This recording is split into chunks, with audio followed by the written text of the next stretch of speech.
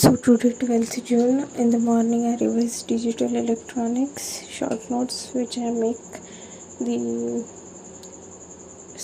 topic like basic gates and then combinational circuit and what I have studied till now I revised in the morning. Then I solved some questions of network theory from PYQ PDF.